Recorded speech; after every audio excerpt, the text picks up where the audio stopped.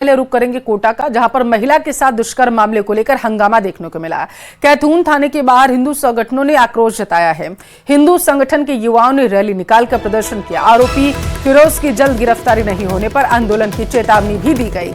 ईंट भट्टा पर काम करने वाली महिला के साथ दुष्कर्म जैसे जघन्य अपराध का आरोप लगाया गया है। बड़ी खबर कोटा से आपके टेलीविजन स्क्रीन पर, जहां पर उस वक्त लोगों में अफरा तफरी का माहौल देखने को मिला जब कुछ लोग हंगामा करने लगे। बताया जा रहा है कि महिला के साथ दुष्कर्म का आरोप लगाया गया है और इसी को लेकर के महिला के जो पक्ष में लोग थे उनके द्वारा हंगामा किया गया है। काफी देर तक हंगामा चलता रहा। ईंट भट्टा पर काम करने वाली महिला के साथ दुष्कर्म का आरोप लगाया गया है और इसी के साथ जो आसपास के लोग थे वो नारेबाजी करने लगे। इलाके में निकले वो लोग। कैथून थाने के बाहर हिंदू संगठनों ने भी आक्रोश जताया है। ये बड़ी खबर कोटा से निकलकर सामने आ रही है। हालांकि जैसे ही पुलिस को मामले की जांच लगी है तो वो जांच करने में जुट गई हैं। ज्यादा जानकारी लेंगे, संवाददाता हमारे साथ हिमांशु जुड़े हुए हैं। हिमांशु, जरा विस्तार से बताइएगा किस पर आरोप है और क्या शिकायत दर्ज करा दी गई? देखिए, फिरोज नाम का शख्स है जिस पर ये जो आरोप है वो लग रहा है और ये जो महिला है वो बहुत कह सकते हैं कि ईंट भट्टा जो कैथून में इलाका है वहां पर बड़े पैमाने पर ईंट भट्टे हैं और उसके साथ में ये दुष्कर्म का जो आरोप है फिलहाल लगा है। और फिलहाल जो बात सामने निकल करके आई है वो ये निकल करके आई है कि वीडियो वायरल करने और के साथ में जान से मारने की जो धमकी है वो भी दी गई थी और इसी के साथ में उसके महिला के साथ में दुष्कर्म किया गया है। कैथून थाने में मामला दर्ज है और मामला दर्ज करने के साथ में फिलहाल जो जांच है वो शुरू हो गई है। बहुत शुक्रिया आपका हिमांशु जानकारी पहुंचाने के लिए। तो ये कोटा से बड़ी खबर है जहां पर लोगों ने हंगामा किया है। ईंट भट्टे पर एक महिला काम करती है, उनके साथ दुष्कर्म करने का आरोप लगाया गया।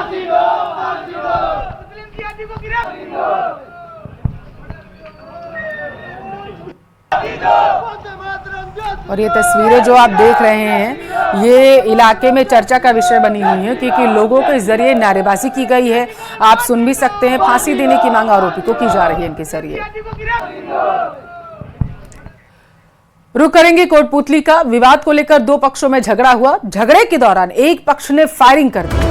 दोनों गुटों के झगड़े में दो लोग घायल हुए हैं। पुलिस ने मौके से कारतूस और खोल बरामद कर लिए हैं। कमरपुरा गांव में बीती रात की घटना बताई जा रही है। तो कमरपुरा गांव की बीती रात हड़कंप मच गया जब बताया जा रहा है दो पक्षों में झगड़ा इतना ज्यादा बढ़ गया कि एक पक्ष के लोगों ने फायरिंग करना शुरू कर दिया। ये तस्वीरें देखिए, यही वो खोखे हैं और कारतूस भी बरामद की गई है, ऐसी जानकारी सामने निकल कर आ पा रही है। हालांकि इस पूरे मामले का संज्ञान पुलिस के जरिए ले लिया गया है। ये बड़ी खबर है कोटपूतली से आपके टेलीविजन स्क्रीन पर, जहां पर पुलिस ने मौके पर पहुंचकर मौका मुआयना किया है। तफ्तीश की जा रही है विस्तार से और लोगों से पूछताछ भी पुलिस कर रही है, ऐसी जानकारी निकलकर सामने आ पा रही है। तो कोटपूतली से खबर है जहाँ पर विवाद को लेकर दो पक्ष आपस में टकरा गए और इस दौरान एक पक्ष के कुछ लोगों ने फायरिंग करना शुरू कर दिया। हालांकि कुछ लोग भी घायल हुए, उनका इलाज किया जा रहा है।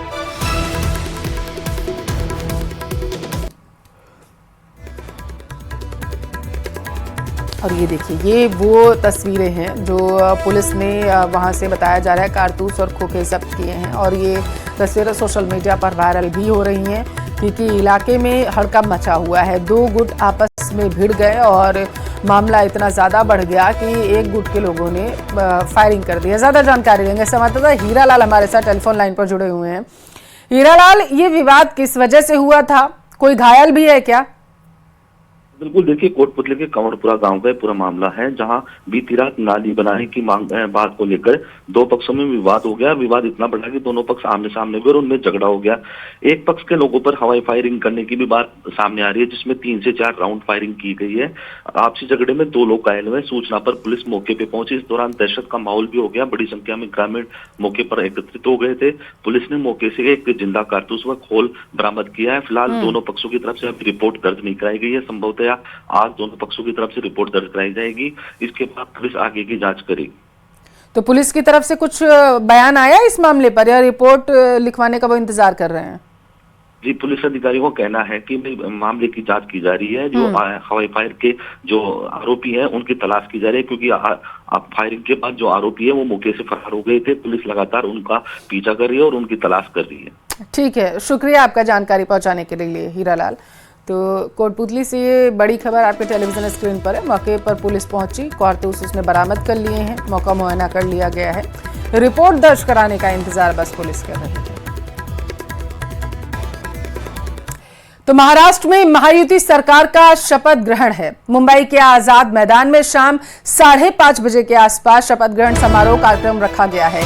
तीसरी बार सीएम पद की शपथ लेते हुए देवेंद्र फडणवीस नजर आएंगे। एकनाथ शिंदे, अजीत पवार डिप्टी सीएम बनेंगे और इसी के साथ शपथ ग्रहण समारोह में पीएम मोदी भी शामिल होंगे। सीएम भजनलाल भी शपथ ग्रहण समारोह में शिरकत करते हुए नजर आएंगे। ऐसी जानकारी सामने निकलकर आ पा रही है। तो महाराष्ट्र के सियासी गलियारों से इस वक्त की सबसे बड़ी खबर है आपके टेलीविजन स्क्रीन पर, जहां पर बताया जा रहा है विधायक दल का नेता चुनने के बाद 5 दिसंबर यानी कि आज की तारीख तय की गई, जब जो है देवेंद्र फडणवीस महाराष्ट्र के तीसरे मुख्यमंत्री के तौर पर शपथ लेते हुए नजर आएंगे। तीसरी बार महाराष्ट्र के मुख्यमंत्री जो हैं वो बनने जा रहे हैं देवेंद्र फडणवीस, और यही वजह है कि पीएम मोदी भी उनके शपथ ग्रहण समारोह में शामिल होंगे, ऐसी जानकारी है। देवेंद्र फडणवीस एक बार फिर से महाराष्ट्र के मुख्यमंत्री बनने जा रहे हैं, लेकिन फडणवीस के शपथ ग्रहण से पहले उनका महाराष्ट्र विधानसभा में दिया गया एक बयान सोशल मीडिया में छाया हुआ है। नेता विपक्ष की कुर्सी पर बैठने के बाद फडणवीस ने कहा था, मैं समंदर हूं, लौट के आऊंगा, और वो लौट कर भी आ गए।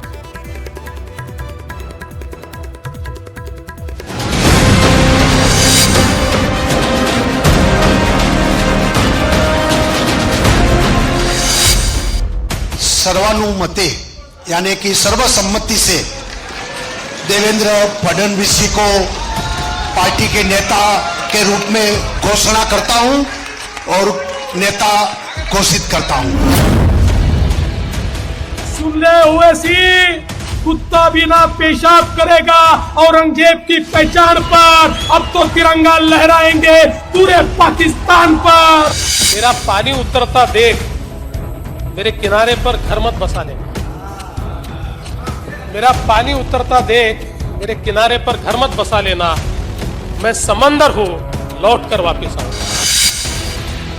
भले ही ये बयान साल 2019 का है, लेकिन इस बयान में छिपी है देवेंद्र फडणवीस की राजनीतिक कुशलता, उनकी जिजीविषा, उनकी कर्मठता, उनकी सौम्यता, उनकी सरलता।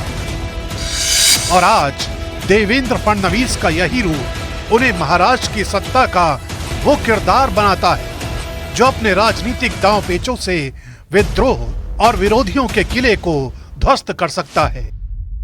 अब से कुछ महीने पहले जब लोकसभा चुनावों के नतीजे आए, तब बीजेपी दहाई का आंकड़ा भी हासिल नहीं कर सकी थी। ऐसे में देवेंद्र फडणवीस के राजनीतिक भविष्य को लेकर तरह तरह के कयास लगाए जाने लगे थे, लेकिन वक्त और बाजी ऐसी पलटी कि महायुति के नतीजे देखकर सियासी पंडितों की आंखें भी चौंक गई।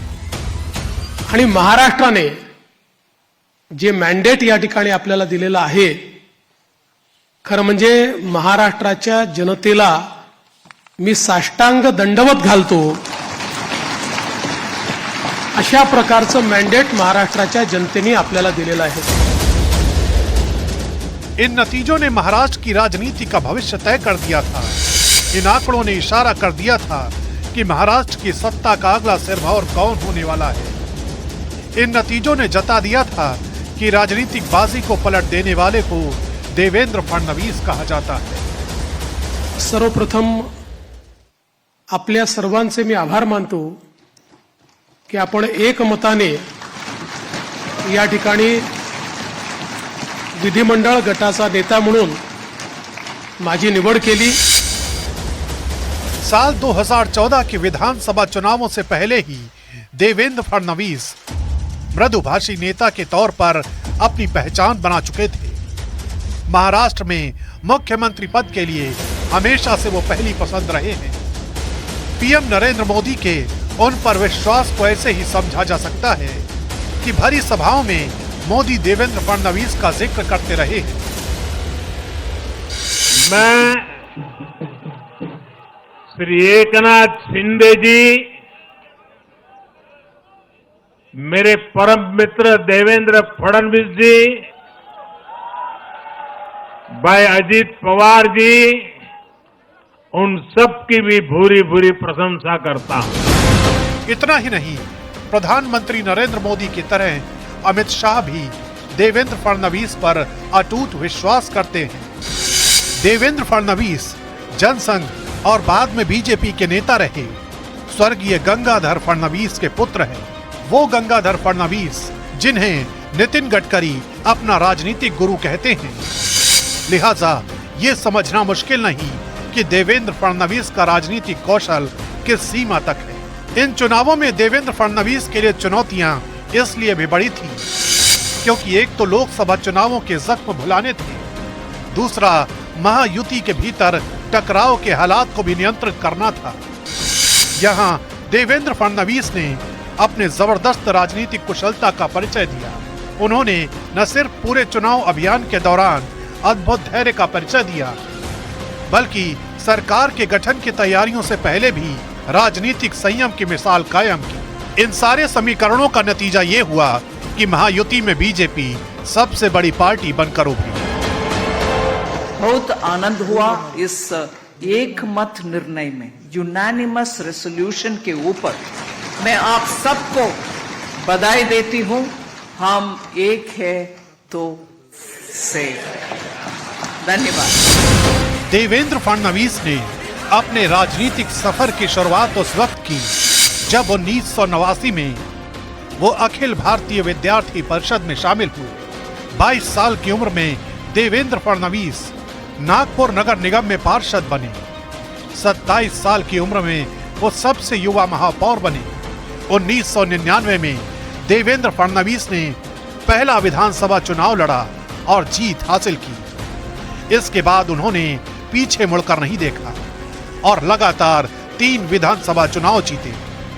सबसे बड़ी बात यह कि उनका राजनीतिक करियर भ्रष्टाचार के आरोपों से बेदाग रहा है और अब एक बार फिर महाराष्ट्र की सत्ता में उनका राज तिलक होने जा रहा है।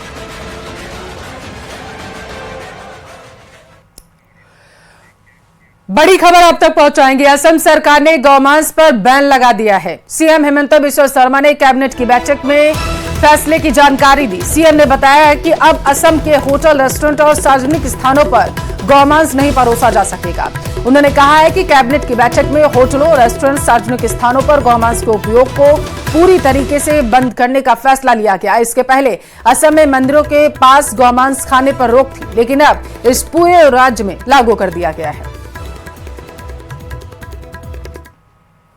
कि असम में गोमांस कोई भी रेस्टोरेंट और होटल में सर्व नहीं होगा और साथ में कोई पब्लिक फंक्शन में भी या पब्लिक प्लेस में भी ये सर्व नहीं किया जाएगा।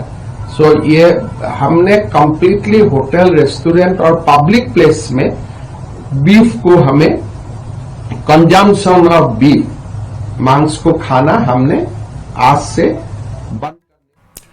किसानों के 6 दिसंबर को दिल्ली कूच के ऐलान को लेकर सरकार एक्शन में है। कल देर शाम केंद्रीय कृषि मंत्री शिवराज सिंह चौहान ने इसे लेकर गृह मंत्री जो हैं अमित शाह से मुलाकात की। तो गृह मंत्री अमित शाह से कृषि मंत्री ने मुलाकात की। बता दें कि 6 दिसंबर को पंजाब के किसानों ने दिल्ली कूच का आह्वान किया हुआ है। उत्तर प्रदेश के मुख्यमंत्री योगी आदित्यनाथ आज सुबह 11 बजे अयोध्या आएंगे। सीएम योगी अयोध्या के रामकथा पार्क में राम मेले का उद्घाटन करेंगे और इसके बाद 12:30 बजे हनुमानगढ़ी और रामलला के दर्शन करेंगे। सीएम जानकी महल में राम बारात कार्यक्रम में भी शामिल होंगे, जिसके बाद सीएम योगी महाराष्ट्र के लिए रवाना हो जाएंगे।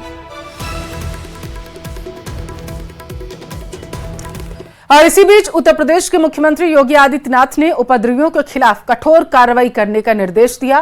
कहा है कि उपद्रवियों के पोस्टर को लगाकर सर्च ऑपरेशन चलाया जाएगा। सार्वजनिक संपत्तियों को पहुंचे नुकसान की भरपाई के लिए उनसे ही वसूली की जाएगी और एक भी उपद्रवी को छोड़ा नहीं जाएगा।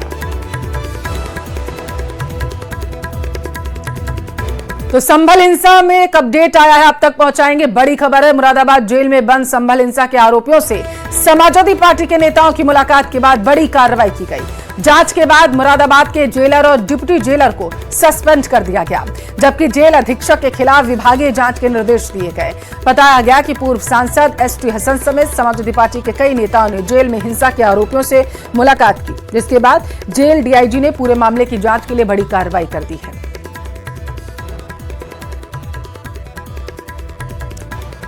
उधर प्लेसेस ऑफ वर्शिप एक्ट के खिलाफ दाखिल याचिकाओं पर आज सुप्रीम कोर्ट में सुनवाई होगी। चीफ जस्टिस संजीव खन्ना की अध्यक्षता वाली 3 जजों की बेंच इस मामले की सुनवाई करेगी।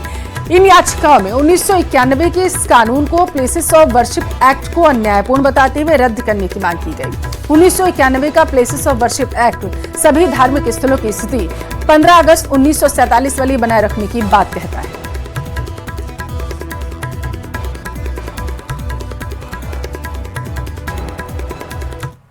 जम्मू कश्मीर के पुलवामा में आतंकियों की तलाश में सेना का सर्च ऑपरेशन जारी है। एक दिन पहले पुलवामा के त्राल इलाके में सेना के एक जवान पर आतंकियों ने फायरिंग की थी, जिसमें गोली लगने से सेना का जवान घायल हो गया था। इलाज के लिए अस्पताल में उसे भर्ती करवाया गया। हमले के बाद से सेना ने पूरे इलाके को घेर रखा है। आतंकियों की तलाश में सर्च ऑपरेशन चलाया जा रहा है। चप्पे चप्पे पर सुरक्षा करने की नजर।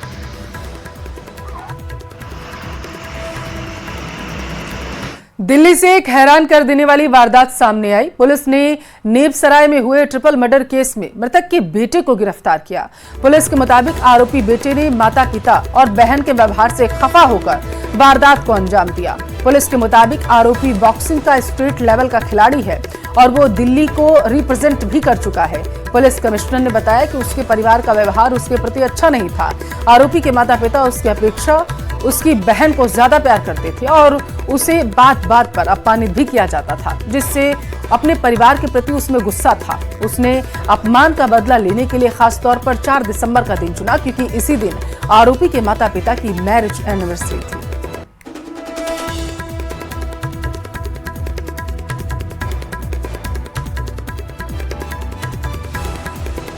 इसको जब एग्जामिन किया गया अर्जुन को, तो इसके स्टेटमेंट्स में काफी कंट्रडिक्शन मिले, विरोधाभास मिले और काफी चीजों को ये एक्सप्लेन नहीं कर पा रहा था।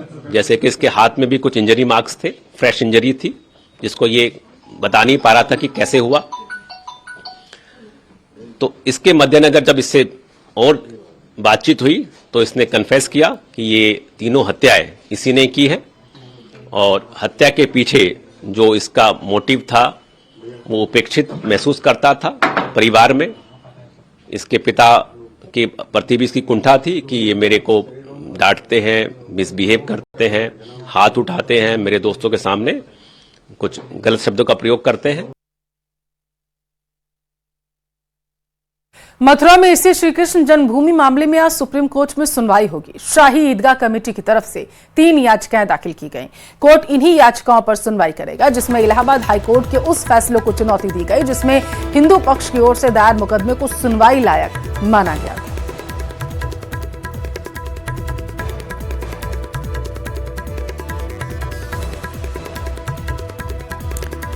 श्रीगंगानगर में इस बार सर्दियों ने देरी से दस्तक दी, लेकिन अब जब दिन और रात के तापमान में गिरावट होने लगी तो ठंड का एहसास भी बढ़ने लगा है।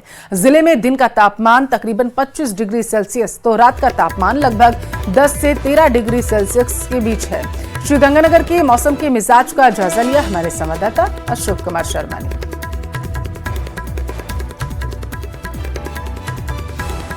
सहित प्रदेश भर में इस बार सर्दियों ने काफी देरी से दस्तक दी है। अब चूंकि दिसंबर महीना शुरू हो चुका है तो ऐसे में ठंड की जो एहसास है वो भी काफी तेज हो गया है। सुबह शाम के वक्त काफी तेज ठंड होती है और यदि तापमान की बात की जाए तो श्री गंगानगर में रात का तापमान तकरीबन 10 से 12 डिग्री सेल्सियस के आसपास दर्ज किया जा रहा है। वहीं दिन के समय तेज धूप खिलने की वजह से तापमान 24 से 25 डिग्री सेल्सियस तक पहुंच रहा है।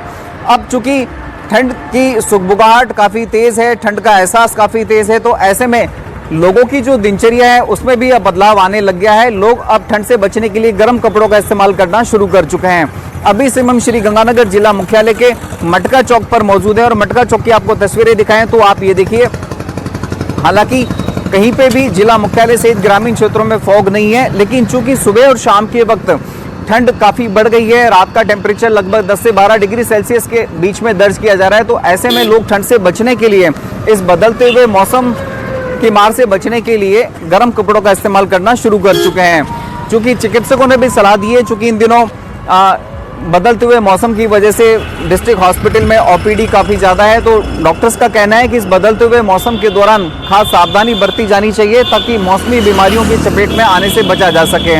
अब तो मौसम बढ़िया है, ठंडा हो रहा है, पूरा ठंडी हो रही है, 2-3 दिन हो गए, पहले नहीं थी अब हो रही है। तो आपने बचाव का पूरा इंतजाम किया होगा? बिल्कुल करके चलना पड़ता है इंतजाम का। देखिए जरूरी भी है, क्योंकि इनको देखिए ये सुबह सुबह निकलते हैं तेज ठंड में, बचाव के लिए इन्होंने न केवल जैकेट पहनी हुई है बल्कि हाथों में ग्लव्स और पूरा मफलर लगाया हुआ है। बाकी फॉग की तो कोई दिक्कत नहीं है अभी? ना, ऐसा कुछ नहीं है अभी फॉग नहीं है, अभी नहीं है। कोच रमाकांत आचरेकर की स्मृति समारोह में सचिन तेंदुलकर अपने दोस्त विनोद कांबली से मिलते नजर आए। सोशल मीडिया पर यह वीडियो वायरल है। वीडियो में सचिन खुद से जाकर कांबली से हाथ मिलाते हैं। दूसरी ओर एक बार में कांबली यह समझ ही नहीं पाते हैं कि आखिर किसने अचानक से उनसे हाथ मिलाया है।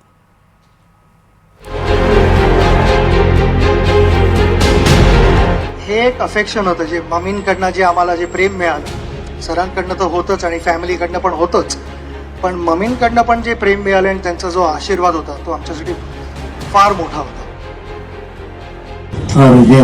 टकराए वह दिल डूबा जाए, आजा प्यारे काश हमारे खाए घबराए। Love you sir.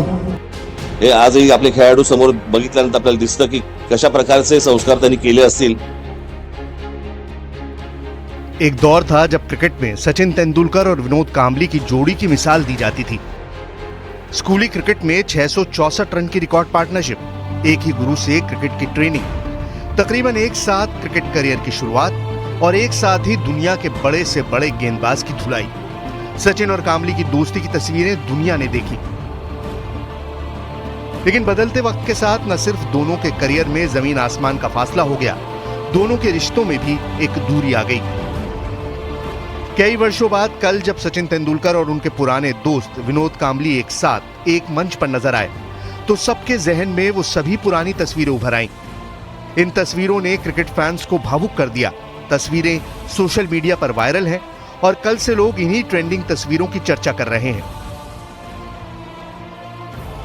मौका था मुंबई के शिवाजी पार्क में सचिन और कांबली के गुरु, द्रोणाचार्य और पद्मश्री पुरस्कार से सम्मानित क्रिकेट कोच रमाकांत आचरेकर की स्मृति में स्मारक के अनावरण का। कार्यक्रम में राज ठाकरे समेत कई हस्तियां मौजूद थी, लेकिन सबसे ज्यादा चर्चा सचिन तेंदुलकर और विनोद कांबली के मुलाकात वाली तस्वीरों की है।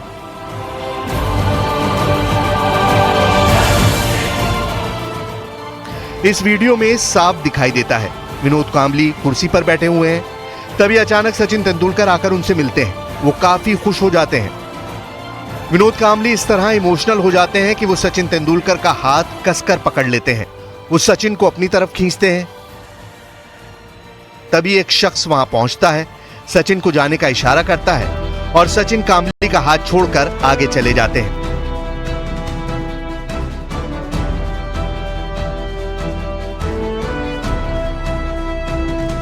सिर्फ 12 सेकंड के इस वीडियो में कई इमोशंस एक साथ नजर आते हैं। क्रिकेट फैंस इस वीडियो को लेकर अलग अलग तरह की बातें कर रहे हैं, लेकिन जिस तरह एक ही गुरु से क्रिकेट की ट्रेनिंग लेने और साथ साथ क्रिकेट की शुरुआत करने के बाद सचिन तेंदुलकर और विनोद कांबली की जिंदगी अलग अलग दिशाओं में मुड़ गई, वो किसी फिल्मी कहानी से कम नहीं।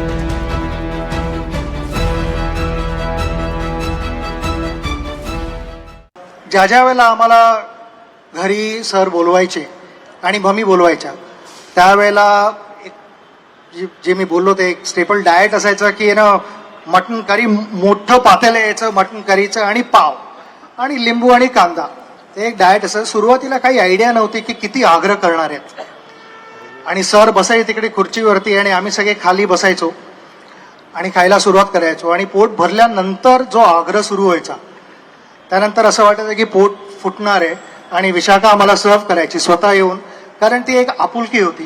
टकराए वह दिल डूबा जाए, आजा प्यारे टास हमारे खाए घबराए love you sir. Sachin Tendulkar और विनोद कांबली दोनों ने एक साथ मुंबई के आजाद मैदान से क्रिकेट करियर की शुरुआत की।